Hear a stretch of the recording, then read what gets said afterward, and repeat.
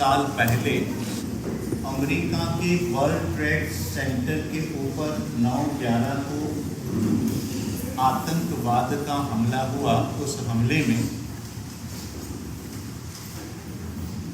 93 देशों के 2,953 लोग, माने लगभग 3,000 जितने लोग मर गए।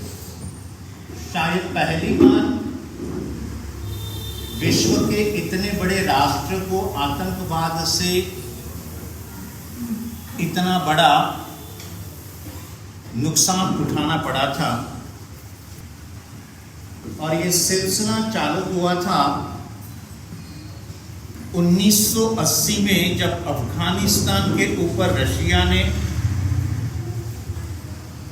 कब्जा कर लिया था। वहां से उसका कब्जा हटाने के लिए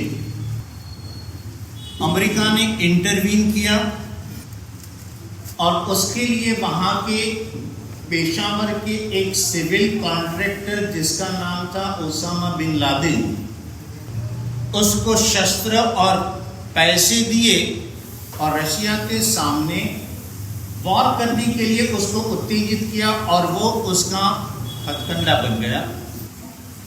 आगे जाकर के उस ओसामा बिन लादेन ने एक संगठन स्थापित किया, अल कायदा, जिसका अर्थ होता है दुनिया का सबसे बड़ा कानून। 1991 में मिडिल ईस्ट में खाड़ी में युद्ध हुआ कुवैत और ईरान के बीच में। उस समय अमेरिका से ये लादेन नाराज हुआ और वो खुलेआम अमेरिका के विरोध में आ गया। 1996 में ये युद्ध हुआ और युद्ध के बाद आतंकवाद बढ़ता चला गया। करीबन 20 साल तक आतंकवाद के सामने अमेरिका ने लड़ाई करी। 585 लाख डॉलर खर्च किए। 80 से 90 हजार आतंकवादियों को उसने मार दिया। इतना करने के बाद भी उसके ऊपर हमला हुआ। आतंकवाद का सीधा असर क्या होता है ये अमेरिका ने देखा, तो अमेरिका में पूरे अमेरिका में चिंतन चालू हुआ कि हम क्या कर रहे हैं और आतंकवाद नाम की समस्या का समाधान क्या है। क्या आतंकवाद को खत्म किया जा सकता है? युद्ध से, शस्त्र से आतंकवाद को खत्म किया जा सकता है? वो तो दिख नहीं रहा, वो फेल हो रहा है और आतंकवाद तो बढ़ ही रहा है। तो इस समस्या का दूसरा कोई समाधान हो सकता है या नहीं?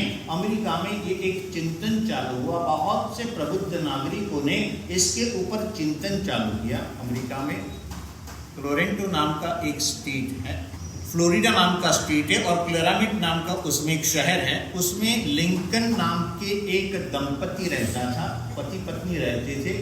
उन्होंने उसके ऊपर सोचना चालू किया कि हम इसके ऊपर क्या कर सकते हैं। जीवन है तो समस्याएं हैं और समस्याएं हैं तो समाधान भी है। हरिवंश राय जी बच्चन ने एक अच्छी कविता पाई, जीवन है तो संघर्ष है, संघर्ष के बिना जीवन कैसे संभव है? जीवन है तो संघर्ष तो होने ही वाला है।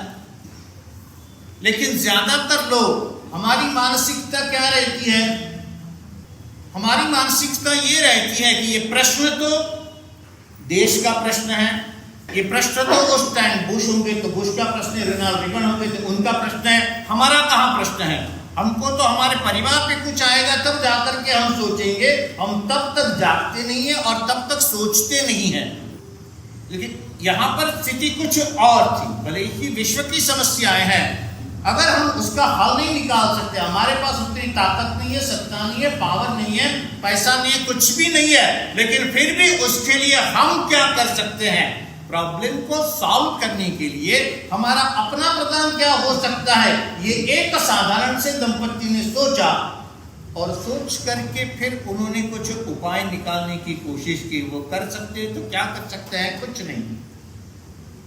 उनके मन में ये विचार आया, किसी राष्ट्र के पास, किसी पावर के पास ऐसी शक्ति नहीं है कि आतंकवाद को वो संपूर्णतः नेस्तनाबूद कर सके। तो दूसरा ऑप्शन, दूसरा विकल्प क्या है? उनकी नजर गई क्या विश्व में इतने सारे धर्म है क्या धर्म के पास आतंकवाद का कोई सुझाव है कि नहीं? अब देखिए, आश्चर्य की बात यह है, ये जो आतंकवाद फैला है वो धर्म के नाम पर ही खड़ा हुआ है। लेकिन फिर भी ये दंपति ने सोचा कि धर्म के पास कुछ उपाय होगा, दुनिया में कोई तो होगा। कुछ एक धर्म है जो हिंसा की बात करते हैं, जिहाद की बात करते हैं, लेकिन कुछ तो धर्म होंगे जो इससे कुछ विपरीत होंगे, उनके पास इसका कुछ समाधान होगा। और उन्होंने सर्च करना चालू किया, terrorism, non violence and religion, in 3 शब्दों के ऊपर उन्होंने सर्च करना चालू किया। और सर्च करते करते उनको पता चला कि इस विश्व में नॉन वायलेंस की सबसे अच्छी बात करने वाला रिलीजियन एक है, उसका नाम है जैन धर्म। वो नॉन वायलेंस की बहुत अच्छी बात करता है, उसके ऊपर बहुत गहन विचार किया है उस धर्म ने। और इतना ही नहीं, इस धर्म के फॉलोअर्स नॉन वायलेंस को अपनी जीवन में अपनाते हैं। हम तो आदमियों को बचाने की बात करते हैं, ये लोग तो छोटी छोटी चींटियों को भी बचाने की बात करते हैं। तो उनके पास कुछ है और उन्होंने स्टडी स्टार्ट किया। स्टडी करने के बाद उनको पता चला कि अगर इस विश्व में वर्ल्ड पीस, शांति स्थापित करनी है और उसका रास्ता किसी के पास है, तो ये अपेक्षा हम जैन धर्म के पास से रख सकते हैं। अपने आप में उन्होंने जैन धर्म के ऊपर स्टडी भी किया और उनको ये बात हुआ कि ये विचार केवल हमारे तक सीमित रहे ऐसा जरूरी नहीं, विश्व को ये पहुंचाना चाहिए। तो उसका रास्ता क्या है? समस्या यदि वैश्विक है तो उसका समाधान भी वैश्विक होना चाहिए। समस्या वैश्विक है और हम हमारे समाधान ढूंढेंगे तो वो समाधान काम नहीं आते हैं। वैश्विक समस्या है। अमेरिका में जाकर के आप नॉन वायलेंस की बात करो और वहां जाकर के आप जैन धर्म की अहिंसा की बात करोगे तो कोई सुनेगा नहीं। वहां पर मंदिर भी बांधना हो, आपको प्रेयर भी करनी हो तो उसके लिए परमिशन बहुत सारी लेनी पड़ती है। ऐसी स्थिति में धर्म के नाम पर कुछ बात करना वो ठीक नहीं होगा। उन्होंने धीरे धीरे प्रचार करना चालू किया और वहां पर क्लोरामेंट नाम की यूनिवर्सिटी थी। उस यूनिवर्सिटी में जाकर के उन्होंने प्रस्ताव रखा कि यहां पर एक चेयर स्थापित की जाए और उस चेयर का सब्जेक्ट होगा role of religion in world peace. विश्व में शांति स्थापित करने के लिए धर्म की भूमिका क्या हो सकती है, उसका एक स्टडी सेंटर हमें यहाँ चालू करना चाहिए। एक चेयर वहां पर उन्होंने स्थापित करने की ऑफर दी और यूनिवर्सिटी में चेयर को स्थापित करना ऐसी आसान बात नहीं होती है। आपको वो सब्जेक्ट तो देना पड़ता है, लेकिन आपने प्रस्ताव रख दिया और ऐसे ही चालू नहीं हो जाती है चेयर।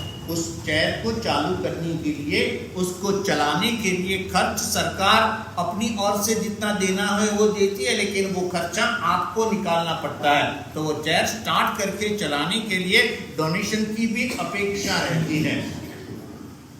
आप सभी को शायद पता होगा या नहीं होगा, बहुत साल पहले, मेरे ख्याल से लगभग 75 साल हो गए, पूना की यूनिवर्सिटी में सोलापुर के हीराचंद नेमचंद करके श्रेष्ठी थे, जिनका अपना बड़ा कारोबार था। उन्होंने उस जमाने में, जिस जमाने में पूना की हर एक स्कूल के अंदर प्राकृत पढ़ना कंपलसरी था, 5वीं से लेकर के प्राकृत पढ़ाया जाता था, उस जमाने में पूना यूनिवर्सिटी में बहुत बड़ा डोनेशन दे करके जैन चेयर की स्थापना करी थी। उस चेयर की स्थापना माने कुर्सी रखना नहीं होता है, उसके ऊपर एक विद्वान स्थापित होते हैं, वो कार्यक्रम बनाते हैं, यूनिवर्सिटी को भेजते हैं, उसके अनुसार यूनिवर्सिटी सुविधा देती है, पढ़ाया जाता है, अभ्यास, संशोधन, बहुत सारी चीजें वहां पर करवाई जाती है और वो सभी प्रक्रिया चलती रहती है। हम में से किसी को, बहुत लोगों को पता भी नहीं होगा कि यूनिवर्सिटी में जैन चेयर है, वहां पर जैनिज्म के लिए कुछ हो रहा है और कैसे कैसे हो रहा है हमें पता भी नहीं है। उस चेयर के अंदर जैन धर्म के बारे में आज कुछ करना हो, हमारे महाराष्ट्र में और हमारे पूना में कुछ करना हो, तो आज उनके पास कुछ फंड नहीं है। कुछ 50-60 हजार रुपए सालाना देती है, वो तो सभी की सैलरी में ऐसे ही चली जाती है। कुछ करना हो तो कुछ कर भी नहीं सकते। हमारी इस पूना के अंदर एक यूनिवर्सिटी में हमारी चेयर स्थापने के लिए और चलाने के लिए इतनी दिक्कतें होती है, ये हम देखते हैं। और ये तो अमेरिका है, अमेरिका में एक यूनिवर्सिटी में जाकर के चेयर को स्थापित करना और चलाना ये आसान बात नहीं थी। उसके लिए उन्होंने $40 मिलियन का डोनेशन दिया और वहां पर उस चेयर की जब स्थापना हुई, इसमें रिलीजन की तो कोई बात नहीं थी, तो यहां भारत से प्रमोदा चित्रभानु जी को बुलाया गया था और उनकी जैन धर्म की प्रार्थना नमस्कार महामंत्र और मैत्री भावनु पवित्र जरनु मुझ हय्यामा वया करे, इस प्रार्थना के साथ उस चेयर का प्रारंभ हुआ था। ये देख करके बाल्टामेर यूनिवर्सिटी में भी वहां की जैनों ने मिलकर के $1 मिलियन का डोनेशन देके और एक और जैन चेयर चालू करे। वो देख करके वहां एक जैनानंद का फाउंडेशन है, उन्होंने अलग अलग विद्यापीठों में अप्रोच करके अहिंसा इस विषय को लेकर के अभ्यास क्रम चालू करने के लिए प्रार्थना करी। 2-4 साल पहले उसका प्रारंभ भी हो चुका, लेकिन उसमें आज समस्या ये है कि उनको कोई पढ़ाने वाला नहीं मिलता है कि वहां पर अहिंसा के नाम पर पढ़ाया गया है। हमारा जैन धर्म ये एक्चुअली एक वैश्विक धर्म है, लेकिन हमें शायद उसकी महत्ता का पता नहीं है। हमने हमारे धर्म को बहुत ही संकुचित दायरे में ही देखा है और उससे बाहर हम देखना भी नहीं चाहते। और उससे भी ज्यादा तकलीफ की बात यह है कि हमें हमारे जैन धर्म का बेसिक नॉलेज भी नहीं है। जितना हम महाराज साहब से सुनते हैं उसमें से जितना थोड़ा बहुत याद रहा तो रहा, उसके सिवा हम हमारे धर्म के बारे में, धर्म के तत्वज्ञान और फिलॉसफी के बारे में शायद कुछ भी नहीं जानते हैं। आज आपको आश्चर्य होगा, पूरे विश्व के अंदर ये नॉन वायलेंस की मूवमेंट कितनी समय से चल रही है। दोनों भी विश्व शांति की बात कर रहा है, सभी यही बातें कर रहे हैं, आतंकवाद का समाधान नॉन वायलेंस में है, लेकिन कहीं पर भी वहां वैश्विक फलक के ऊपर जैन धर्म को कोई जगह नहीं है। एक अहिंसा जैन धर्म का सबसे बड़ा सूत्र है। उसी तरह जैन धर्म ने विश्व को एक दूसरा शब्द दिया है, क्षमापना अर्थात फॉरगिवनेस। इसका बहुत ही महत्व हमारे जैन धर्म के अंदर है। विश्व में रशिया और यूक्रेन के बीच युद्ध हो रहा है, इजराइल और गाजियों के बीच युद्ध हो रहा है और इस युद्ध से पूरा विश्व चिंतित है कि कभी भी एक चिंगारी विश्व युद्ध में पलट सकती है। उसके लिए क्या किया जाए, तो फॉरगिवनेस, परस्पर की जो असहिष्णुता है उसको खत्म करने के लिए फॉरगिवनेस के ऊपर बहुत बार बातें हो रही है। चारों ओर उसकी महत्ता की बात हो रही है, हर एक लोगों के विचार लिए जाते हैं, लेकिन कहीं पर भी जैन धर्म का नामो निशान नहीं। हमको कोई पूछता भी नहीं है और हमारा कोई उसके विषय में प्रदान भी नहीं है। ऐसा क्यों हुआ? एक सबसे ऊंचा तत्वज्ञान देने वाला धर्म, उसके विषय में वैश्विक लेवल पर हमने कभी कुछ सोचा ही नहीं है। हम केवल हमारे छोटे छोटे लेवल पर सोचते हैं। हम हमारे मंदिर और उपासना की चौखट के बाहर आकर धर्म के विषय में कभी भी सोचते नहीं है। आज हमें ये सोचना है कि जैन धर्म में विश्व धर्म बनने की ताकत है, तो उसका बेस क्या हो सकता है? कोई भी धर्म वैश्विक लेवल पे यदि उसको ले जाना हो तो उसका माध्यम क्या हो सकता है? उसका माध्यम हो सकता है यदि आप शिक्षा व्यवस्था में जाओगे, तभी जाकर के आप विश्व में अपने विचारों को रख सकते हो। अदरवाइज आपके विचारों को रखने का कोई स्थान नहीं। एक जमाना था भारत में जब ये अंग्रेजों ने स्थापित करी हुए स्कूल्स वगैरह नहीं थे, तब भारत में पाठशालाएं थी। वहाँ जीवन को चलाने के लिए आवश्यक ज्ञान दिया जाता था। थोड़ा बहुत गणित आ गया, थोड़ी बहुत भाषा आ गई, इतना आ गया तो आपका काम हो गया। आपके दादा और परदादा आपके जितने पढ़े लिखे नहीं थे, शायद उनको पढ़ना भी नहीं आता होगा, लेकिन अपने काम के बारे में वो बहुत बड़े एक्सपर्ट रहते थे। तो उस समय में भारत में जो ऊंचे मूल्य थे, वैल्यूज थे, लोग अपनी जीवन में वो मूल्य को पाते थे, तो उसके सोर्सेस क्या थे? उसके सोर्सेस थे मंदिर और उपाश्रय और संत। पूरे भारत भर में संत ऐसे भ्रमण करते रहते थे, गांव के बाहर आकर के रुकते थे, लोगों को अच्छी बातें बताते थे और लोग उसको फॉलो करते थे, उनको मान करके अपने जीवन को सेट करते रहते थे। ये हमारी व्यवस्था थी। और जब से ये आधुनिक शिक्षा व्यवस्था हुई आई है, तब से क्या हुआ है? संतों के साथ अभ्यास क्रम में ये पूरा डिस्कनेक्ट हो गया। हमारी पूरी की पूरी पीढ़ी इस वैल्यू एजुकेशन से दूर हो गई और वैल्यू एजुकेशन के नाम पर कुछ नहीं बता, इंफॉर्मेशन दी जाती है, दिमाग बहुत अच्छा बढ़ता है, लेकिन उसके साथ जीवन क्या है ये कहीं भी सिखाया नहीं जाता है।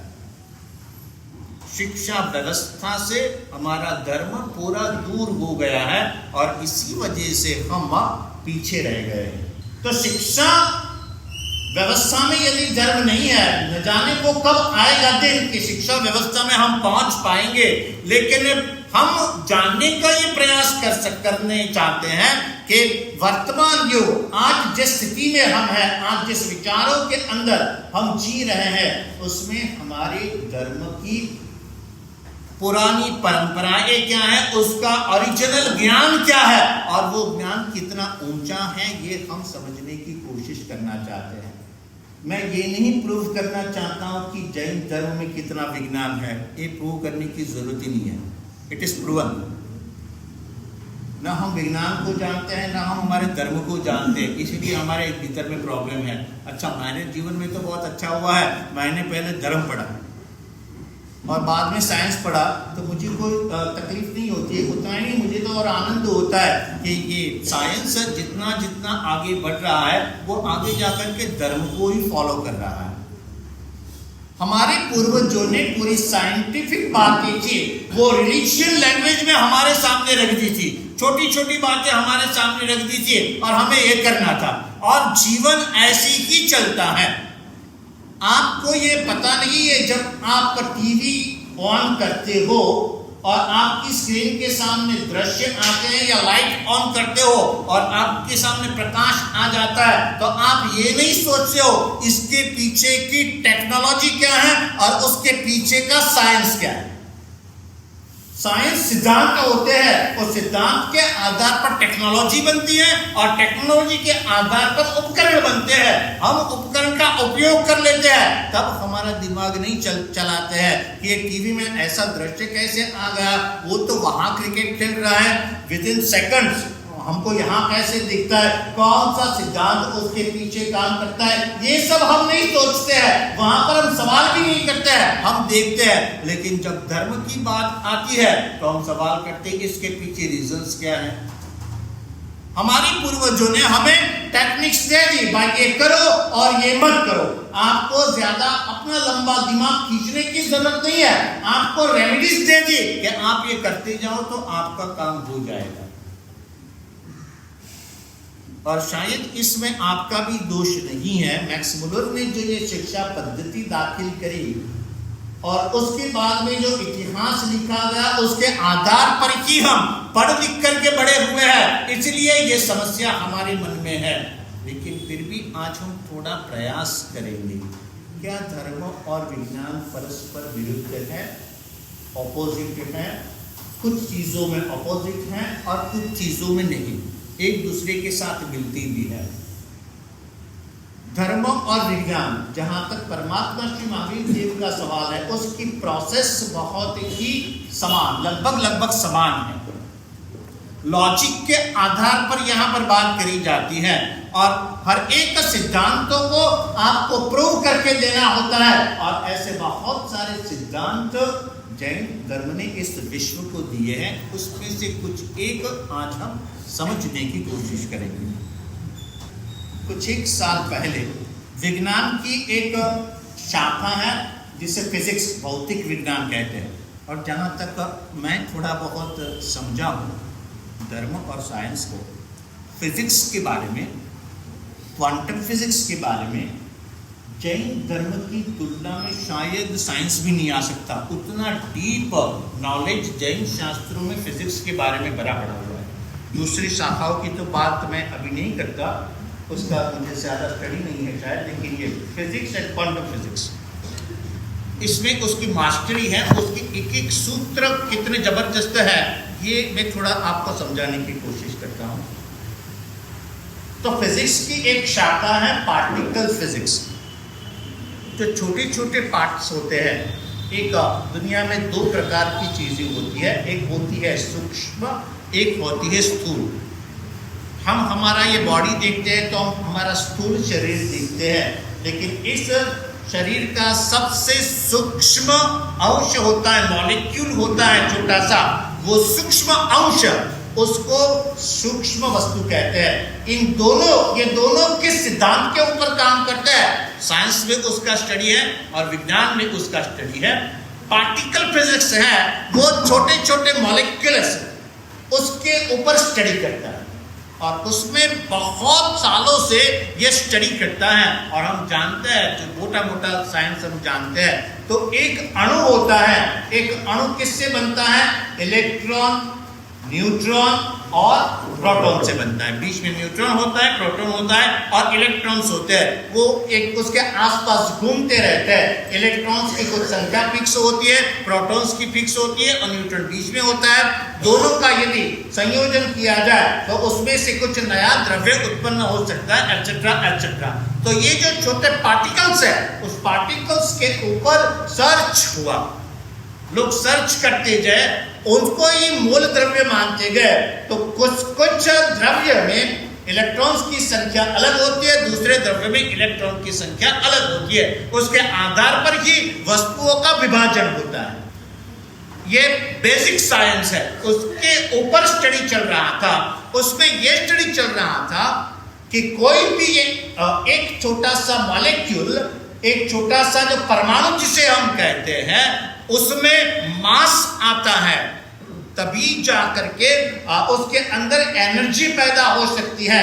तो इलेक्ट्रॉन वो मास बनाता है, लेकिन प्रोटॉन मास नहीं बनाता है। उसके पीछे रीजन क्या है?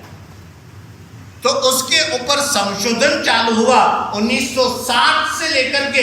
ये संशोधन चलता रहा और बहुत 50 साल तक ये संशोधन चला। और संशोधन चलने के बाद लेटेस्टली पीटर हॉक्स नाम के एक साइंटिस्ट है, उसने इसका गहन स्टडी करके ये थियरी दी कि प्रोटॉन के आसपास एक ऐसा फील्ड होता है, उस फील्ड की वजह से वो मास नहीं बन पाता है। आपने आइंस्टाइन का नाम सुना था, जो बहुत फेमस है, E = mc²। इस सूत्र के लिए, एनर्जी के लिए उन्होंने सूत्र दिया। उसमें से जो m है वो मास कहा जाता है कि द्रव्य की संख्या कितनी है और उसमें से एनर्जी पैदा होती है, तो संख्या, उसका पावर वगैरह वगैरह उसके अंदर है। तो मास होना ये जरूरी है। तो वो मास बनता किस प्रकार है, उसके ऊपर ये संशोधन था। तो ये प्रोटॉन मास नहीं बनाते, उसकी वजह उन्होंने ढूंढ निकाली और उन्होंने कहा कि उसके पास ये फील्ड नहीं होता है। तो वो जो फील्ड नहीं होता है, प्रोटॉन के आसपास फील्ड जो मास नहीं बनने देता है, उसका नाम रखा गया हिग्स। हिग्स फील्ड उसे कहते हैं साइंटिफिक परिभाषा में। ये थियरी थी और केवल थियरी से साइंस में काम नहीं चलता है, उसको प्रयोग करके साबित करना पड़ता है। आप जो भी सिद्धांत बताते हो, एक तो उसको गणित में परिवर्तित करना पड़ता है। ये E = mc² एक छोटा सा सूत्र है, वो गणित है, लेकिन उसके पीछे की पूरी थियरी होती है, वो उन्होंने समझा करके बतानी पड़ती है। तो गणित में बताना पड़ता है, प्रैक्टिकली बताना पड़ता है। और इसको प्रैक्टिकली साबित करने के लिए फ्रांस और स्विट्जरलैंड की बॉर्डर के ऊपर भूगर्भ में एक बहुत बड़ा मशीन बनाया गया।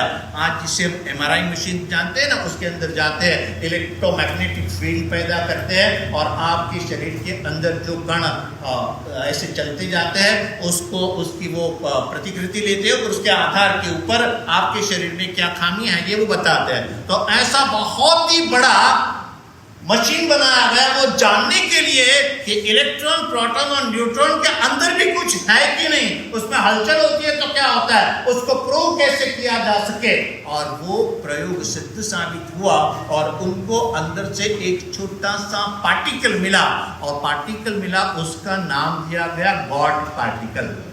नाम सुना होगा आपने, बीच में ये प्रयोग हुआ था।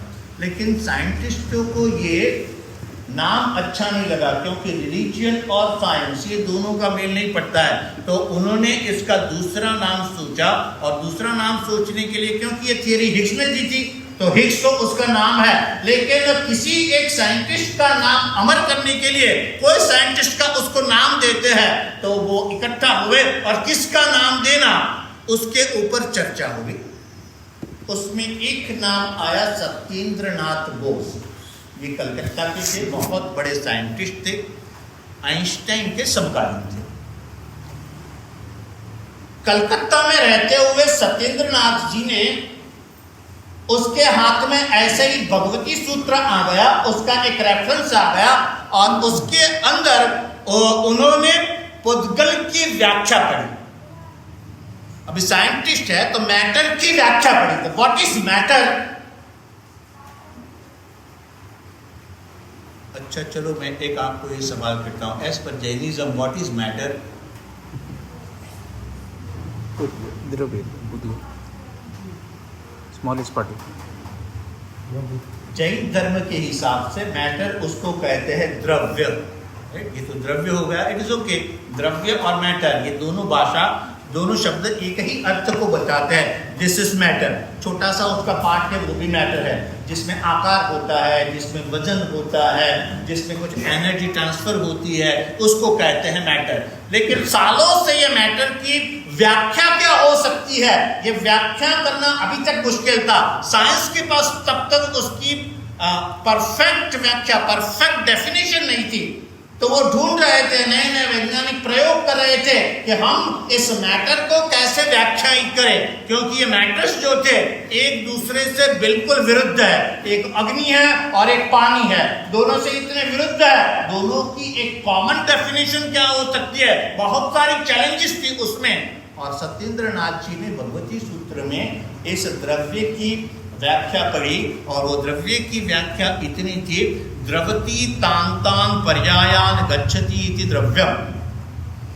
जो स्वयं द्रव्य रहते हुए अलग अलग आकारों में बदलता है उसको कहते हैं द्रव्य। पूर्णात् गलनात् च पुद्गलः, जिसमें कुछ निरंतर आता रहता है, जिसमें कुछ निरंतर जाता रहता है, उसको कहते हैं पुद्गल।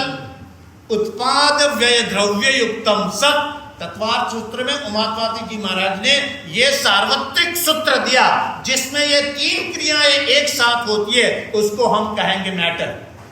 निरंतर जिसमें कुछ नया बनता रहता है, निरंतर जिसमें पुराना कुछ चला जाता रहता है, और ये दोनों होने के बावजूद भी जो अपने आप में स्थिर रहता है उसे कहते हैं द्रव्य।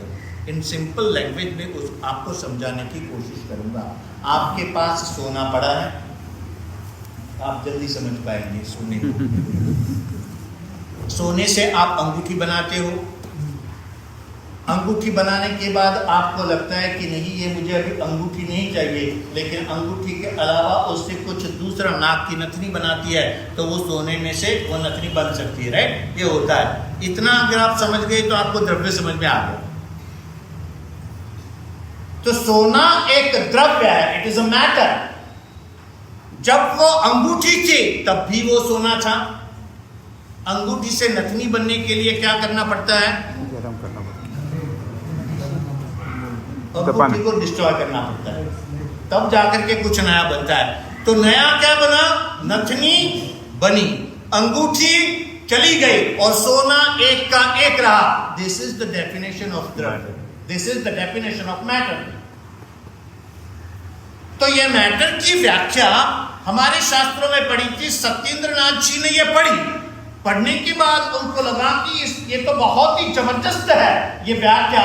तो उस व्याख्या के ऊपर उन्होंने एक बड़ा सा आर्टिकल लिखा कि मैटर की वैज्ञानिक व्याख्या क्या हो सकती है, और उसने उसमें ये नोट करी कि ये भले ही मैंने रेफरेंस रिलीजियन का एक धर्म में से लिया है, लेकिन ये बिल्कुल साइंटिफिक डेफिनेशन, वैज्ञानिक व्याख्या है। और ये पूरा ऐसे लिख करके उन्होंने आइंस्टाइन को भेज दिया। आइंस्टाइन ने वो पढ़ा, पढ़ने के बाद उन्होंने कहा कि सत्येंद्रनाथ, आपकी बात बिल्कुल सही है, इतने साल तक मैं इस फिजिक्स में, विज्ञान के फील्ड में हूँ, लेकिन द्रव्य की इतनी क्लियर व्याख्या मैं कर नहीं पाया था। आपने जो व्याख्या करी है ये बहुत ही अच्छी है।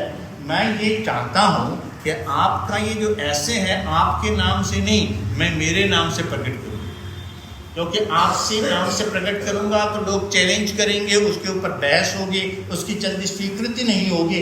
मैं उसे अपने नाम से प्रकट करता हूं। सत्येंद्रनाथ जी ने अनुमति दे दी। आइंस्टाइन ने अपने नाम से वो ऐसे लिखा, विज्ञान ने उसका स्वीकार भी कर दिया।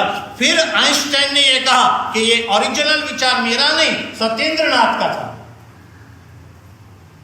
तो ये जब गॉड पार्टिकल ढूंढा गया, तब जो कमिटी बैठी थी कि गॉड पार्टिकल को नाम देना, ऐसा कहा जाता है कि गॉड पार्टिकल के विज्ञान जैसे मानता है विश्व की उत्पत्ति बिग बैंग से हुई है।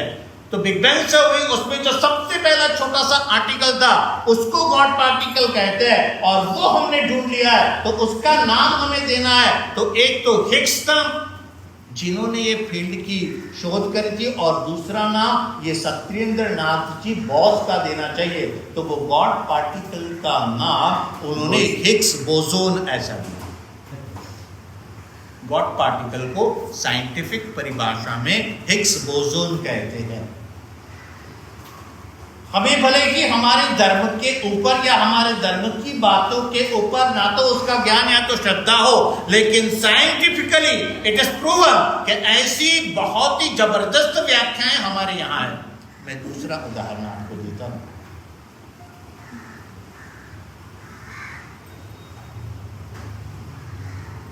विज्ञान इस विश्व की हर एक चीजों की, हर एक द्रव्यों की परीक्षा करते रहता है और उसके मूल के जानने को प्रयास करते रहता है। साइंस की परिभाषा में पानी किसे कहते हैं? हाइड्रोजन और ऑक्सीजन, H2O, जिसमें हाइड्रोजन के दो अणु और ऑक्सीजन का एक अणु, ये दोनों जब कॉम्बिनेशन उसका मिक्स होता है तब उसमें से पानी बनता है। माने पानी का मॉलिक्यूल बनता है, पानी तो बाद में बनेगा। तो ये पानी का अंश उसमें से बनता है। तो पानी ये वायु में से बनता है, ये साइंस का कहना है। उसके पहले पूरे विश्व के अंदर अलग अलग धर्मों ने पानी को मूल द्रव्य माना था। भारत में भी बहुत सारे दर्शन ऐसे थे पानी को मूल द्रव्य मानते हैं। मूल द्रव्य उसे कहते हैं जो किसी से उत्पन्न नहीं हुआ हो, ओरिजिनल द्रव्य हो, पहले से ही वैसा है, उसको मूल द्रव्य कहते हैं। इस्लाम में भी, क्रिश्चियनिटी में भी ये सभी पानी ये मूल द्रव्य है, उसको स्वीकार किया गया था। किसी ने ये बात नहीं कही थी कि पानी ये वायु में से उत्पन्न होता है। और आप सभी तो जानते हो हाइड्रोजन और ऑक्सीजन ये दोनों वायु ही है, वायु में से पानी उत्पन्न होता है। कुछ साल पहले, आई थिंक मैं 2010 के आसपास जब हाइड पार्क में चौमासा था पहली बार, तब मुझे एक भाई का सवाल आया कि महाराज से बम्बई में एक भाई है, विनोद एम शाह उनका नाम है, उनका बिजनेस है, पानी की जो पाइपलाइंस जाती है तो निरंतर उसमें पानी बहने के कारण उसको गंज लग जाता है। तो वो गंज न लगे उसके लिए केमिकल्स बनाना ये उनका मेन बिजनेस था। तो पानी के बारे में उनको अच्छी जानकारी थी। वो संपर्क में आए आचार्य श्री नंदीघोष सूरी जी महाराजा के, जो साइंटिफिक बहुत अच्छा अभ्यास रखते हैं, जिनको एक ही महाराज साहब है जिनको हम साइंटिस्ट कह सकते हैं। अच्छे अच्छे वैज्ञानिकों के सामने उन्होंने लेक्चर्स भी दिए हुए हैं, बहुत सारी बातें भी उन्होंने करी हुई है। उन्होंने पानी के ऊपर रिसर्च करने को कहा, क्योंकि जैन धर्म में पानी के ऊपर बहुत ही चिंता करेंगे, पानी को बचाओ, पानी को छुओ मत, पानी को उबाल के पियो वगैरह वगैरह, ऐसी बहुत सारी बातें कही है। तो उन्होंने कहा कि पानी के ऊपर रिसर्च करो, और 67 साल की उम्र में उन्होंने पानी के ऊपर रिसर्च करना चालू किया। 3 साल उन्होंने रिसर्च किया, 2000 नई किताबें विश्व भर में से मंगवाई, मंगवा करके उन्होंने एक थीसिस लिखा, उसके आधार पर एक किताब लिखी, उसका नाम रखा उन्होंने फ्लूइड थॉट्स वाटर, ऐसा उसका नाम रखा।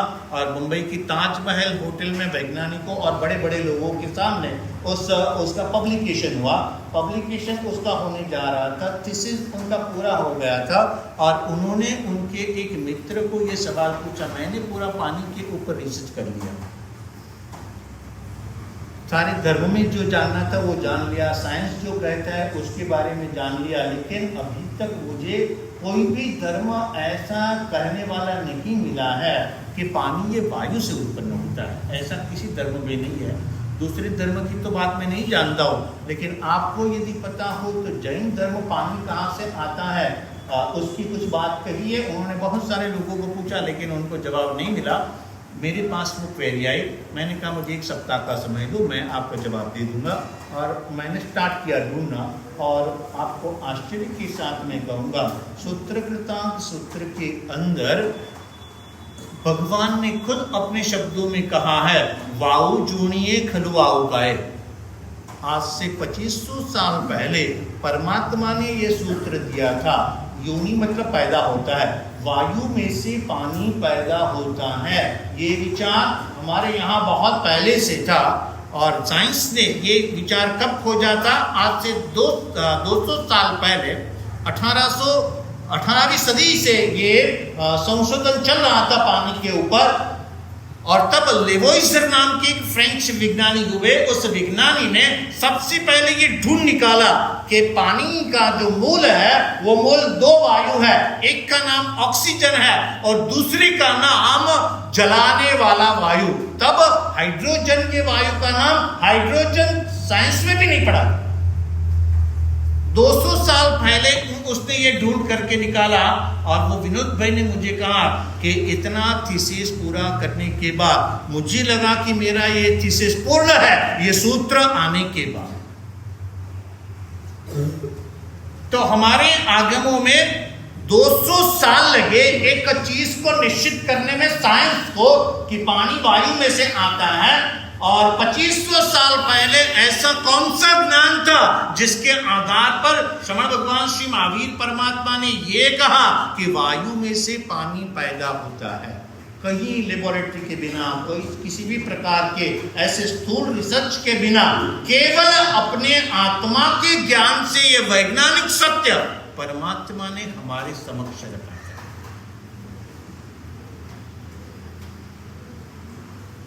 ऐसे अनेक सत्य हमारे शास्त्रों में ऐसे ही पड़े हुए हैं जिसका हमें आज तक कोई पता नहीं है। विश्व का हर एक धर्म, खास करके भारत का, किसी न किसी एक मूल तत्व के आधार पर ही पनपता है। धर्म की सिस्टम क्या होती है? एक उसका सिद्धांत होता है। सिद्धांत के आधार पर केवल सिद्धांत बातें करने के लिए नहीं होते हैं कि यहाँ आकर के बैठ गए, वो जीवन में भी आनी चाहिए। तो उसके रूल्स एंड रेगुलेशंस बनते हैं और फिर वो प्रैक्टिस में आते हैं। हम सिर्फ प्रैक्टिस के लेवल पर होते हैं, हम कर लेते हैं, इसके पीछे का रीजन क्या है हमें पता नहीं होता है। लेकिन उसका जो बेस, उसका जो साइंस होता है, वो साइंस में क्या होता है ये जानने की बहुत ज़रूरत है। तो हर एक जो भारत में खास करके धर्म है, वो धर्म प्रकृति के साथ रिलेटेड है।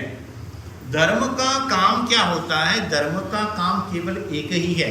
एक साइड में पूरा प्रकृति है जिसको हम पूरी तरह से नहीं जानते हैं, एक साइड में इंडिविजुअली हम हैं। हमारा और प्रकृति का तालमेल कैसा बना रहे ये लगाने का काम, उसके लिए रूल्स एंड रेगुलेशंस बनाने का काम धर्म करता है। तो हर एक धर्म की अपनी अपनी दृष्टि होती है और इस प्रकृति के 4-5 मूल तत्व है। जैसे हिंदू धर्म कहता है कि कोई भी आदमी का देहांत हो गया तो क्या कहते हैं? इसकी आत्मा पंचभूत में विलीन हो गई। पृथ्वी, पानी, अग्नि, वायु और आकाश, ये 5 तत्व है जो विश्व में हर एक जगह पर फैले हुए हैं। उसके बिना विश्व की हम कल्पना नहीं कर पाते। हर एक धर्म में इसकी बातें करी है। लेकिन हर एक धर्म हर एक तत्व को मानता है, लेकिन हर एक धर्म का अपना अपना एक विशिष्ट तत्व 5 में से होता है जिसको वो एम्फेसिस करता है, जिसके ऊपर वो जोर देता है और उसके आधार पर उसकी पूरी प्रक्रिया बनती है। जैसे पूरा आप वैदिक धर्म लोगे तो वैदिक धर्म पूरा पानी के आसपास घूमता है। आप उनके तीर्थ देखोगे तो कहां पर आपको मिलेंगे? ज्यादातर नदी के किनारे पर मिलेंगे, शायद नदी के अंदर मिलेंगे, समंदर के किनारे के ऊपर मिलेंगे, 2 नदी का संगम जहां होता है वहां पर मिलेंगे। तो पानी का उसका बहुत ही इंपॉर्टेंट है। और जहां जहां पानी होता है विश्व में, जहां जहां ये वाटर तत्व है, पानी तत्व है, उसको वो ज्यादा मानते हैं। तो जिसमें ज्यादा पानी है तो वृक्षों में ज्यादा पानी का अंश है तो वृक्षों की पूजा करो, बारिश में ज्यादा आता है तो बारिश की पूजा करो। वो धर्म पूरा, उसका सिस्टम पूरा पानी के आसपास घूमता है। जैन धर्म का जो पूरा सिस्टम है वो सिस्टम पूरा कोई एक तत्व पर होना चाहिए और उस तत्व का नाम है अग्नि तत्व। हमारा जीवन हो या ये पूरी सृष्टि, ये दोनों भी चलते हैं ऊर्जा, एनर्जी के आधार पर। और ये एनर्जी क्या होती है, कहां से पैदा होती है, ये एक बात हो गई। लेकिन एनर्जी का ओरिजिनल स्वरूप कहाँ है? एनर्जी का ओरिजिनल स्वरूप है अग्नि तत्व। एक फायर, ये एक अलग चीज है, आग नहीं कहता हूं मैं, फायर एक अलग चीज है। लेकिन एनर्जी जो आपको एक्टिव रहती है, डायनेमिक कहते हैं, काइनेटिक जिसे कहते हैं ना, घूमते रहता है, हलन चलन जिससे होता है, उसको कहते हैं एनर्जी। और एनर्जी को मैं अग्नि तत्व कहता हूं। जैन धर्म पूरा इस अग्नि तत्व के ऊपर बेस्ड है। उसके हर एक नियम आप ले लो तो ये अग्नि तत्व के आसपास घूमते हुए आपको मिलेंगे। अग्नि तत्व की 2 खासियतें हैं। एक, अग्नि तत्व एक तो शोषण करता है और दूसरा वो ऊपर की तरफ जाता है, एक्टिव है, स्वाभाविक रूप से ये ऊपर की तरफ ही जाता रहेगा। तो ये 2 उसकी विशेषता है। अग्नि तत्व का अपोजिट कौन है? पानी अग्नि तत्व को खत्म करता है और अग्नि तत्व ज्यादा करके खत्म किसको करेगा? पृथ्वी तत्व के ऊपर वो ज्यादा इफेक्ट करेगा। वायु उसका सपोर्ट है और आकाश उसके लिए न्यूट्रल है। ये पूरा एक सिद्धांत है, ये एक सिस्टम है। इसी को देख करके जैन धर्म के बहुत सारे नियम बनाए गए हैं। और जैन धर्म की पूरी जो आचार संहिता है, वो आचार संहिता ये बताती है कि आपके पास जो अग्नि तत्व है उसको मजबूत करो, उसको पावरफुल करो। और वो अग्नि तत्व आपके शरीर के भीतर में क्या है? शास्त्रीय परिभाषा में उसको तेजस शरीर कहते हैं। एक हमारी प्योर सोल, प्योर आत्मा है। आत्मा के ऊपर एक कार्मिक बॉडी है जिसके कारण हम कर्म वगैरह करते हैं, उसके इन्फ्लुएंस में आते हैं। और कर्म से रिजल्ट प्राप्त करने के लिए कर्म क्या करता है? एनर्जी फोर्स पैदा करता है और इससे एक एनर्जेटिक बॉडी पैदा होती है जिसे तेजस शरीर कहते हैं। उसके बाद में हम जो ये देखते हैं वो शरीर पैदा होता है। आप जो खाना खाते हो वो खाना कन्वर्ट होता है एनर्जी में, आपकी सांसें चलती है, एटसेट्रा एटसेट्रा। ये पूरा आपके तेजस शरीर की वजह से चलता है। तो आपकी एनर्जिक बॉडी, तेजस शरीर जितना मजबूत होगा, अच्छा होगा, उतना आप सक्षम हो सकोगे। और आपको यदि ये पूरे चक्कर में से बाहर आना हो तो आपको ये 2 काम करने हैं। एक, आपके आसपास जो जाल गुंथा हुआ है उसको सोच करके कम करना है और you have to go upside, आपको ऊपर की ओर जाना है। तो अग्नि तत्व को सपोर्ट करने वाली हर एक चीज जैन धर्म में बताई गई है। और इसीलिए जैन धर्म में हम नहीं जानते हैं लेकिन सूर्य के आसपास ये बहुत सारी चीजें घूमती है। हमारे तीर्थ क्षेत्र आप देखो तो आपको ज्यादातर कहाँ मिलेंगे? ज्यादातर पहाड़ पे मिलेंगे। और आश्चर्य कि पहाड़ के ऊपर पानी कब मिलेगा? हम तो बहुत ज्यादा जानते नहीं है। और यदि आपको अग्नि तत्व को पावरफुल करना है तो जैन धर्म कहता है पानी से बचते रहो। तो अग्नि तत्व को पावरफुल करने के लिए सबसे पहले नियम, कुछ एक नियम है, आपको खाना खाना है। खाना खाने में आपके कौन से तत्व आते हैं? पृथ्वी तत्व ज्यादा आता है, खाना खाते हो तो धरती से पैदा होता है, और इसके अंदर पानी भी ज्यादा आता है, पानी भी आता है। ये दोनों अग्नि तत्वों को सपोर्टिव नहीं है। गर्म करते हो तो उसमें अग्नि तत्व आता है, वो सुपाच्य होता है, तो वो आपके काम में आ सकता है। और उसके साथ यदि आपको कुछ करना है, जैन धर्म ने एक नियम दिया, यदि आपको आपके अग्नि तत्व को सलामत रखना है, सूर्य के चले जाने के बाद खाना खाना बंद करो, क्योंकि अग्नि तत्व बंद हो जाता है।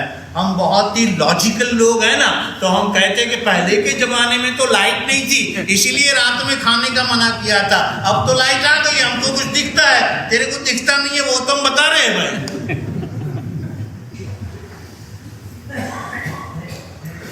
और आपको ये जान के भी आश्चर्य होगा, इस दुनिया में बहुत सारे अलग अलग प्रकार के पॉल्यूशंस का है ना। उस पॉल्यूशन में पहले कौन सा पॉल्यूशन का है? एयर पॉल्यूशन है ना, कार्बन डाइऑक्साइड बहुत छूटता है। दूसरा अभी ध्वनि प्रदूषण, साउंड ज्यादा है। अभी तीसरा आया है लाइट पॉल्यूशन, हद से ज्यादा लाइट आपके शरीर को, अननेचुरल लाइट आपके शरीर को नुकसान करती है।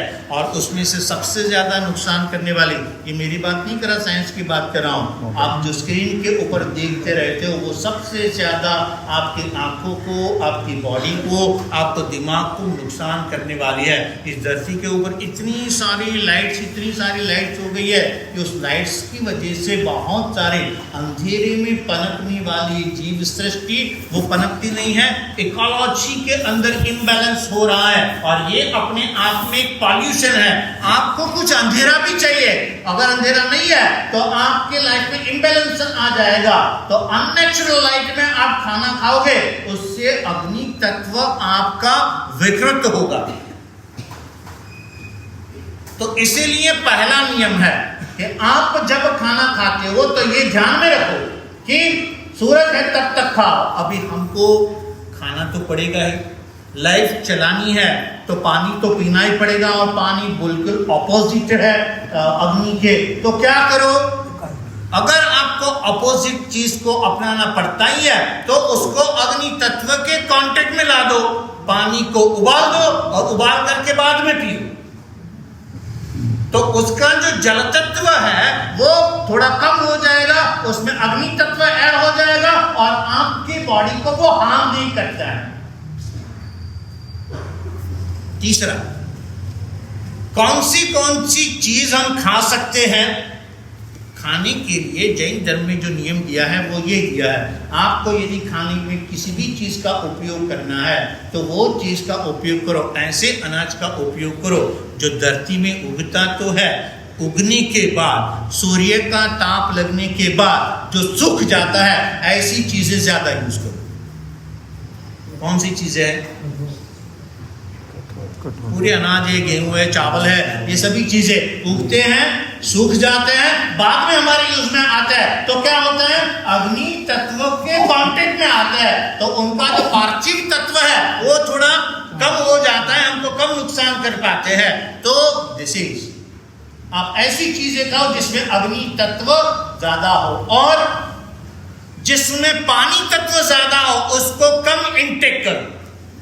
हरी सब्जियां, हरे, उसमें पानी सबसे ज्यादा होता है तो उसको कम इंटेक करो। अगेन उसमें फाइबर होता है, वो लेना तो जरूरी है, तो उसको क्या करें, बैलेंस दें। हर 2 दिन के बाद 1 दिन हरी चीज, पानी वाला चीज छोड़ दो। 12 तिथि का सिद्धांत था हमारे यहाँ, हरी सब्जी नहीं खाते थे, आप तो हमें याद भी नहीं होगा वो सिद्धांत क्या था। 5 तिथि याद है, वो 5 तिथि इसीलिए याद है कि घर के अंदर आज हरी सब्जी नहीं बने हैं तो पूछते आज कोई तिथि है? आठम है, आज आठम है ना। तो ये 12 तिथि पसंद करी गई है, तो ये 12 तिथियां जो पसंद करी गई, उसके पीछे क्या लॉजिक है? पूरी एस्ट्रोनॉमी है। हमारी ये पूरी जो लिनार सिस्टम है, ये धरती की सिस्टम है, वो चलती है सूर्य और चंद्र के आधार पर। सूर्य अग्नि का प्रतिनिधि है, चंद्र पानी का प्रतिनिधि। ये दोनों हमारी पृथ्वी के आसपास ऐसे घूमते रहते हैं, उनका असर हमारे पर पड़ता है। हर 2 दिन के बाद सूर्य और चंद्र एक ऐसे एंगल में आते हैं जिसमें पानी तत्व बढ़ने की संभावना ज्यादा होती है। उस समय आप पानी से दूर हो।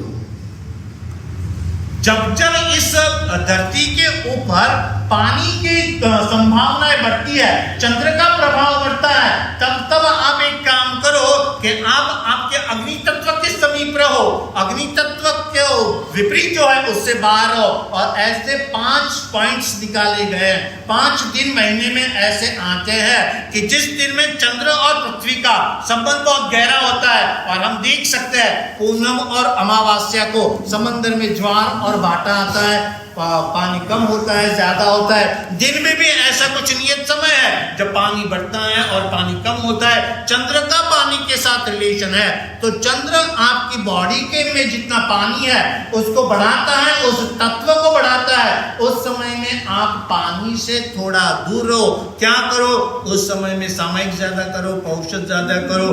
बेस्ट थिंग औषध करोगे, नहाओ नहीं, पानी से डिस्कनेक्ट हो जाइए। आप तपस्या करो, तपस्या करोगे तो अपने आप पानी में से आप बाहर आओगे। तो पूरा लाइफस्टाइल है वो इसके ऊपर बनाया हुआ है कि आपका अग्नि तत्व पावरफुल हो।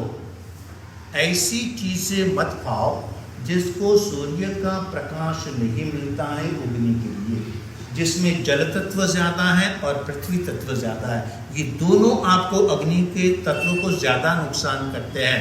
जमीकंद जितने भी होते हैं उसको आप देखो कहाँ उगते हैं, उसकी उगने की पूरी प्रोसेस के अंदर सीधा सूर्य के साथ उनका कोई कांटेक्ट ही नहीं होता है। उसके जो बीज होते हैं जिसमें से वो पैदा, बीज नहीं होते, उसकी आंखें होती है, उसमें से वो उगते हैं, उसका सूर्य के साथ कोई कांटेक्ट नहीं रहता है। वो अंदर ही अंदर उगते हैं और अंदर ही अंदर फलते हैं। और उसके अंदर पानी तो होता ही है, उसके साथ पृथ्वी तत्व सबसे ज्यादा रहता है। वो जड़ता का प्रतीक है जो आपको नीचे की ओर ले जाता है, आपकी बॉडी और मानस में जड़ता पैदा कर सकता है। तो अवॉइड देम, उससे आप दूर रहने की कोशिश करते हैं।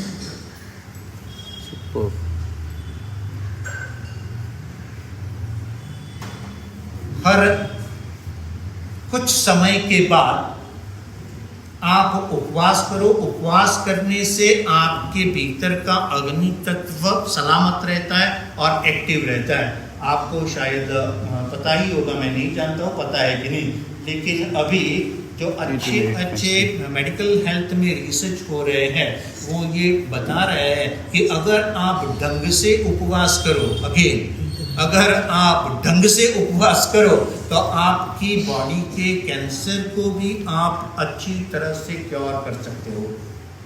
मैं अपने एक उदाहरण देता हूँ। मैं नासिक में था बहुत साल पहले। तो नासिक में एक रसवैद्य थे, नाम मैं उनका अभी भूल गया हूँ, मुझे याद नहीं आता। बहुत बड़ी उम्र के थे, उनकी मैं दवाई करने के लिए जाता था।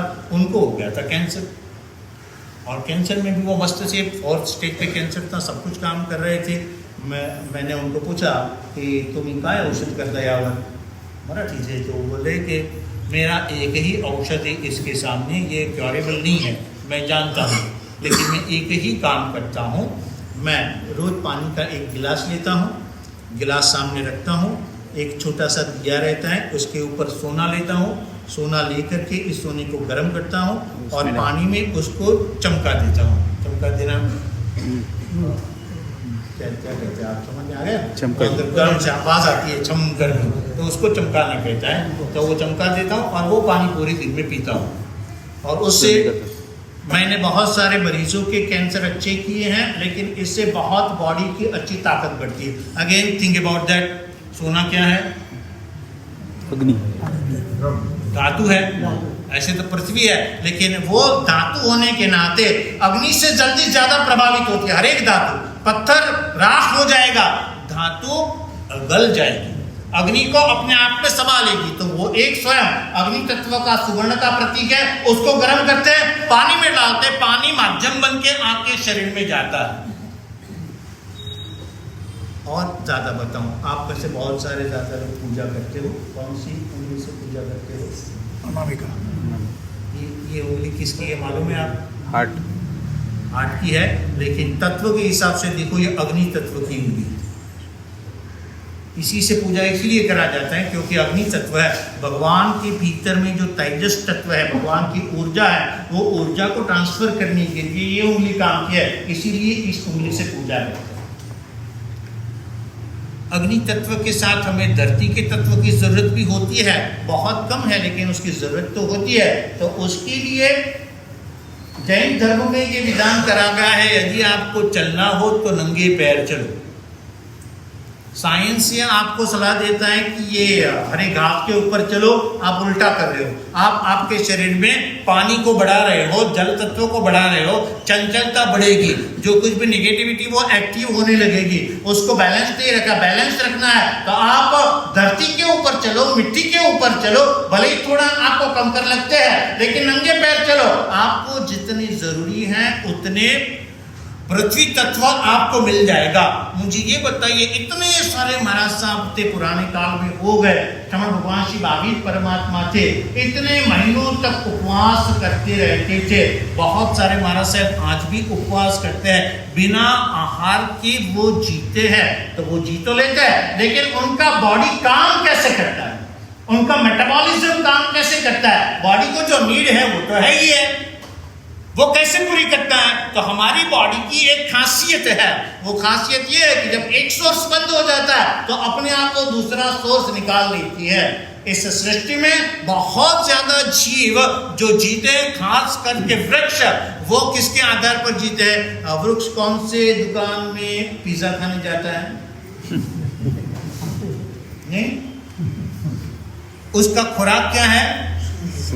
दो, जमीन में से पानी और आकाश में से प्रकाश। फोटोसिंथेसिस प्रक्रिया से वो प्रकाश को अपनी ऊर्जा में परावर्तित कर लेता है। हर एक पत्ता, उसके पास ये क्षमता होती है कि वो ऊर्जा को अपने आप में परावर्तित कर लेता है। तो जब आप उपवास करते हो तो क्या होता है? आपके भीतर का अग्नि तत्व एक्टिव होता है, एक्टिव होकर के ये फोटोसिंथेसिस की प्रक्रिया आप अपनाने लगते हो। जब आपका एक सोर्स बंद हो जाता है तो वो दूसरा अपने आप शुरू हो जाता है। आप उसके लिए रिसेप्टिव होनी चाहिए। तो और जो जैन धर्म बताता है वो ये कि आपके भीतर में एक अग्नि तत्व है, उसकी आप सुरक्षा करके रखोगे, उसको बचा करके रखोगे तो आप आपके जीवन को बहुत ही अच्छा बना सकते हो।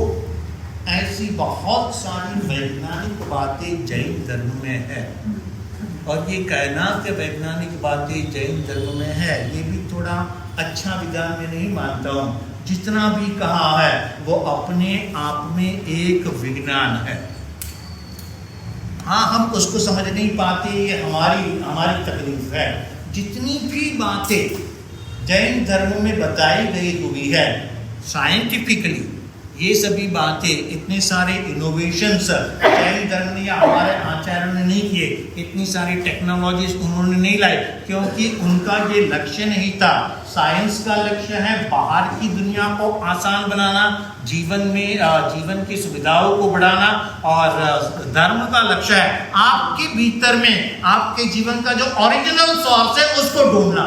5000 से ज्यादा साल से इस देश के अंदर आत्मा के विषय में, आपके जीवन की चेतना के विषय में संशोधन हुआ है और उसी संशोधन में विश्व में हम माहिर है। ये इतना जबरदस्त संशोधन है कि अब जैसे जैसे साइंस आगे बढ़ेगा, खैर आज तो समय नहीं है, मैं कुछ और अगले सेशन में समय रहेगा तब मैं बताऊंगा। आने वाले 2050 में बहुत सारी चीज़ें बदलने वाली है। साइंस के हिसाब से बहुत सारी अनुकूलता आने वाली है। आज जितनी भी चीज़ें आपको दिख रही है वो सभी आउट ऑफ डेट हो जाएगी। स्कूल, हॉस्पिटल, कोर्ट सभी बंद हो जाएंगे। एक समय ऐसा था आदमी जो काम कर सकता था वो यंत्रों ने करना शुरू कर दिया, आदमी फ्री हो गया। अब जो युग चल रहा है वो ये है, दिमाग जो काम कर रहा था वो काम अभी सिंथेटिक इंटेलिजेंस कर रही है, जिसे हम AI आर्टिफिशियल इंटेलिजेंस कहते हैं। उसके साथ मशीन लर्निंग जुड़ेगा, स्वयं एव धीरे धीरे ये कृत्रिम बुद्धिमत्ता अपना प्रभाव बढ़ाती जाएगी और ये प्रभाव इतना बढ़ाती जाएगी, कुछ थोड़े समय के पहले ही माइक्रोसॉफ्ट के भूतपूर्व अध्यक्ष बिल गेट्स ने एक स्टेटमेंट दिया था, एआई से इस विश्व को और मनुष्य जाति को बहुत बड़ा खतरा है, ये एडमिट किया और उन्होंने ये स्टेटमेंट दिया क्योंकि उनको चलाना है, उनकी रोजी रोटी उसके ऊपर है, ये स्टेटमेंट दिया, लेकिन इसके साथ हमें जीना पड़ेगा। ऐसा बोल करके उन्होंने हाथ झटक लिए। आज शायद जो मैं बात कहता हूं वो हमें पता नहीं कितनी हमारे समझ में आएगी नहीं आएगी, बहुत सारी चीजें आउट ऑफ डेट हो जाएगी। दिमाग से होने वाले सभी काम जिसको आज हम कंप्यूटर कर कहते हैं वो सभी मशीन कर लेगा।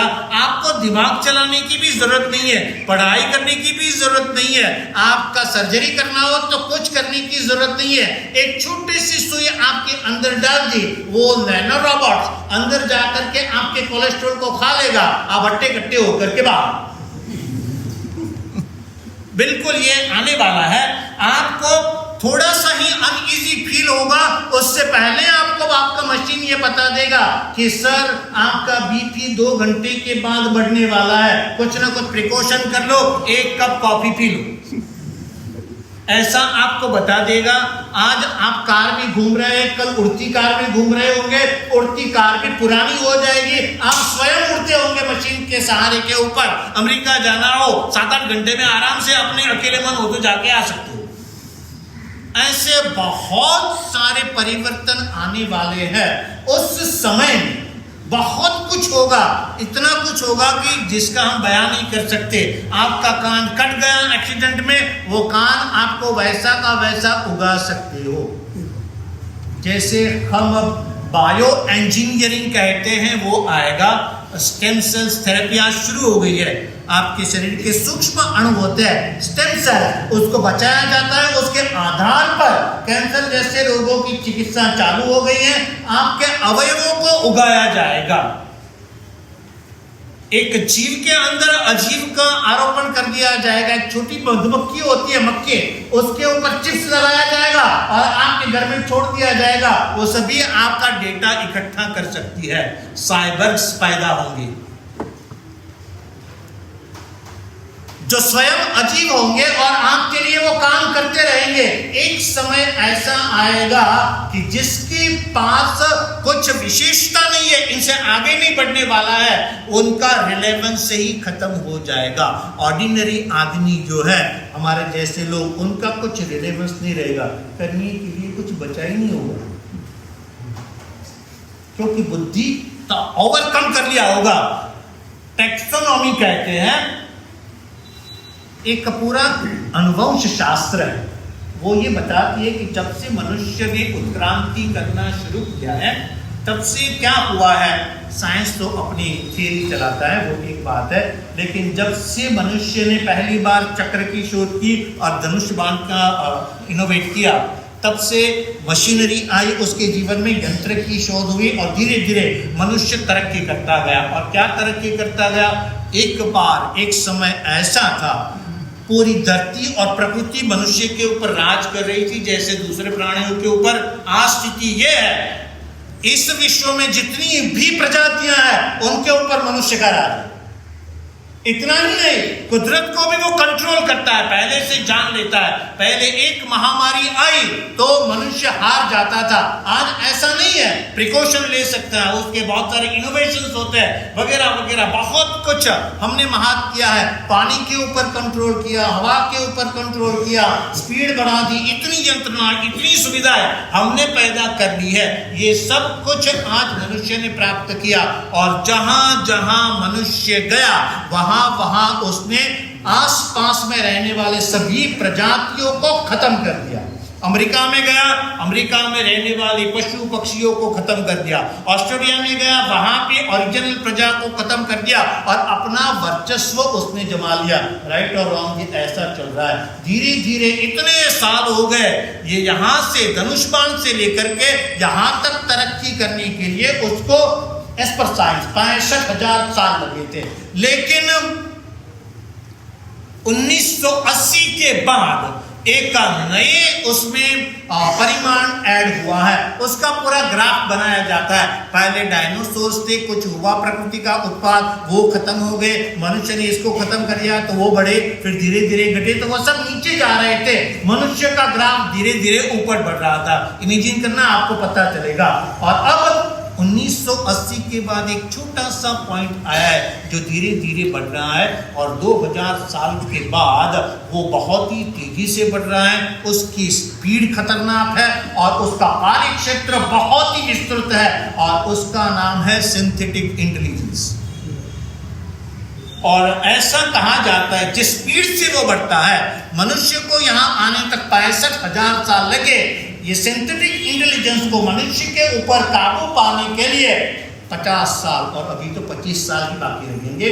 2050 में ये पूरा मनुष्य के ऊपर हावी हो जाएगा, डेटा के ऊपर ही पूरा मनुष्य जिएगा। और उस समय में जिसके पास इससे ज्यादा इंटेलिजेंस होगी वही प्रस्तुत रहेगा। जिसके पास इंटेलिजेंस नहीं है, डेटा नहीं है, वो इररिलेवेंट हो जाएगा। ये सवाल पैदा हो जाएगा कि इन लोगों को जीना क्यों चाहिए। धरती का बोझ है, दो वर्ग में बट जाएगा पूरा। एक बाजू होगा मुट्ठी भर लोग जिनके पास डेटा होंगे वही जिंदा रहेंगे, बाकी के सब कुछ खत्म हो जाएंगे। इन दैट सिचुएशन हमारी आने वाली 2-4 जनरेशन जो अभी के बाद आएगी, उनकी स्थिति क्या होगी, और उस समय में सरवाइव कौन कर सकेगा। बुद्धिशाली आदमी नो, पैसे वाला आदमी नो। अभी समझ लो पैसे वालों के दिन चले गए। जिसके पास इंफॉर्मेशन है वही पैसे वाला है, जिसके पास डेटा है वही पैसे वाला है, वही उसके आसपास पूरा विश्व घूमने वाला है। तो कौन सरवाइव करेगा? 2 चीज, इतनी तरक्की करने के बाद सिर्फ 2 चीज ये सिंथेटिक इंटेलिजेंस नहीं कर पाएगा, और वो ये एक क्रिएटिविटी जो मनुष्य के पास है वो उसके पास नहीं आएगी, क्योंकि इस सिंथेटिक इंटेलिजेंस को बनाने वाला आखिरकार तो आदमी ही है। उसमें सब कुछ है।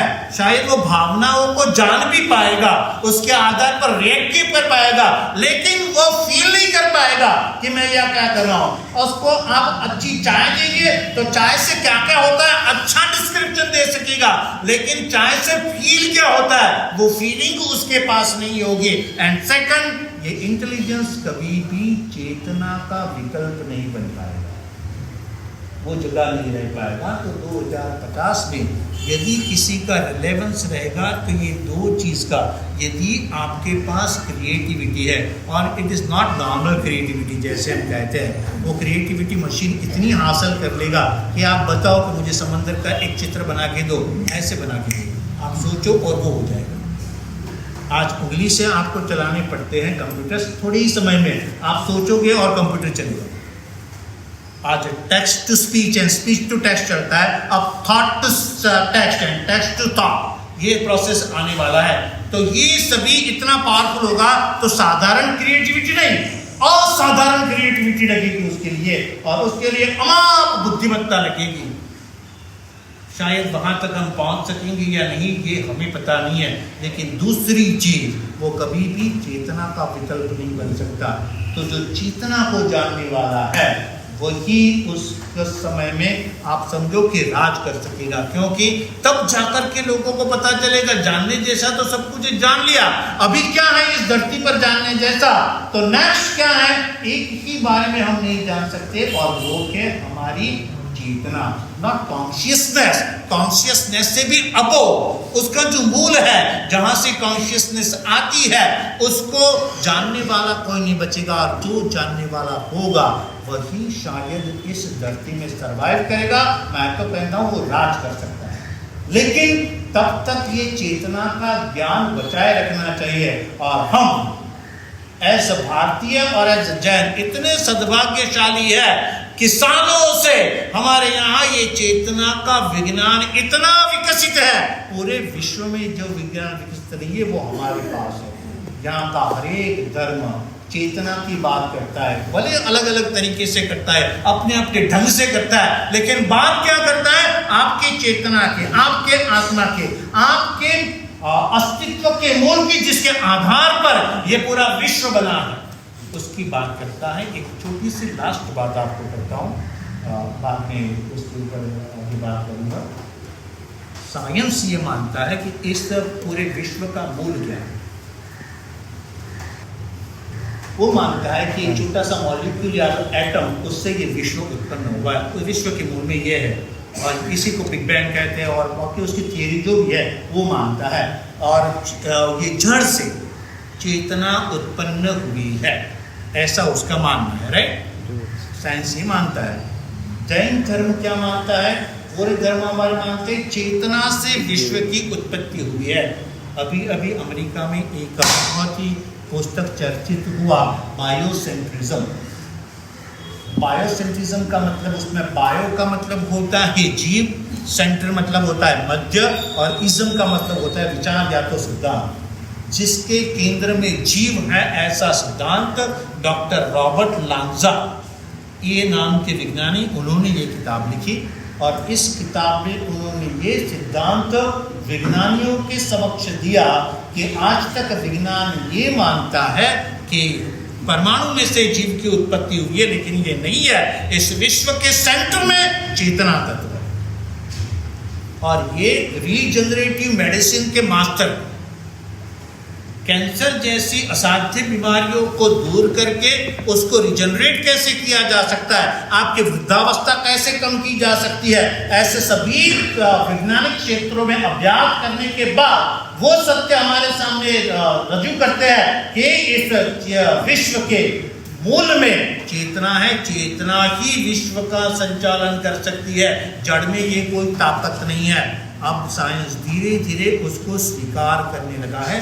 उसके बारे में शायद मैं डिटेल से समझाऊंगा। तो चेतना 2050 में अननोन चीज होगी, जिसको जानने के लिए सब तरसते होंगे।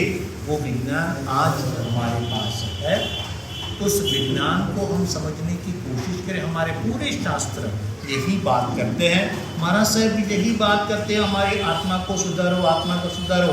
आप लोगों को संभव ऑर्थोडॉक्स लगते हैं, तो वी आर नॉट ऑर्थोडॉक्स। आत्मा की बात करने वाला सबसे ज्यादा प्रोग्रेसिव आदमी है, भले ही उनका आगे आने वाले विश्व के बारे में पता नहीं हो, लेकिन आत्मा के बारे में वो जानता है, बात भी करता है। तो वो बहुत ही बड़ी चीज है। जो विज्ञान को यहाँ तक पहुँचने के लिए सालों लगे हैं, और कितने साल लगेंगे पता नहीं है, लेकिन आने वाले समय में चेतना का ही प्राधान्य रहेगा। आज हमारे पास ये बातें अवेलेबल हैं। भौतिक साइंस के विषय में हम जाने या न जाने, शायद हमने उसकी प्रगति नहीं करी है, और उसका हमें कोई जरूरत भी नहीं है, और उसका हमें कोई गिला शिकवा भी नहीं है। विज्ञान का काम है, वो करते रहता है, वो ठीक है, लेकिन we are master in our soul technology. आत्मा के विषय में हम मास्टर हैं, और उसके विषय में हम जानना चालू करें। मैं तो खास आपको कहता हूँ, आपके आने वाले जनरेशन को आर्टिफिशियल इंटेलिजेंस के साथ साथ ये सॉल के बारे में भी सिखाना चालू करें।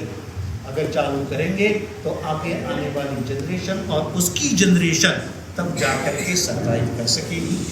आज समय हुआ है, इसलिए यहीं पर रखते हैं। बहुत सारी बातें हैं, आपने बहुत ही प्रेम से मुझे सुना, इसके लिए धन्यवाद। ये जो मैं बातें कह रहा हूँ, इसमें कोई नई बात नहीं है, और ये जो आविष्कार है उसमें कुछ आश्चर्य नहीं है। परमात्मा ने अपनी सर्वज्ञता में ये सब देखा हुआ है, और वही बात हमारे सामने करी है। हम उसको समझने में शायद नाकामयाब हुए हैं। एक बार धर्म को समझने के बाद आप साइंस को समझोगे तो फायदा ये होगा, साइंस को अच्छी तरह से समझ पाओगे। DRDO के एक वैज्ञानिक थे, M.K. मोदी साहब, मदन लाल जी मोदी, पूना में ही रहते हैं। निवृत्त हो जाने के बाद दिल्ली में गए, स्थानकवासी महाराज साहब थे, उनके व्याख्यान को सुनने के लिए गए। उत्तरायण के 36वें अध्ययन जीवाजीव विभक्ति अध्ययन, उसका व्याख्यान चल रहा था। वो बैठे, सुन लिया व्याख्यान पूरा होने के बाद महाराज साहब के पास गए और कहा कि महाराज साहब आपने क्या बोला? कहा कुछ नहीं, उत्तरायण का 36वां दिन है, उसका अर्थ बोला तो उन्होंने कहा नहीं, आपने पूरा साइंस बोला है, क्योंकि मैं साइंटिस्ट हूँ और साइंटिस्ट होने के नाते DRDO में मैंने काम किया है। APJ अब्दुल कलाम साहब ने जो मिसाइल टेक्नोलॉजी विकसित की, उसमें जो लेज़र टेक्नोलॉजी थी उसके टॉप पर रहती थी, उसमें मैं साइंटिस्ट रह चुका हूँ और मुझे पूरा साइंस का बेस पता है। तो मैं जानता हूँ कि साइंटिफिक बात कही है और हम इसको छुपा क्यों रहे। साइंस में ये नहीं कहा है, जिन चीज़ों को ढूंढने के लिए लोगों को नोबेल प्राइज मिलने चाहिए, महावीर स्वामी भगवान को 2500 साल पहले वहाँ पहुँच गए, हमको ये पता नहीं है। तो विज्ञान से अभिभूत होने की ज़रूरत नहीं है। भगवान ने जो कहा है उस बातों को हम समझने की कोशिश करेंगे तो हम ज़रूर से हमारे आत्मा तक पहुंच सकेंगे और जल्दी से जल्दी हम वहाँ पर पहुँचेंगे। तो यही अपेक्षा के साथ यहाँ पर रुकते हैं।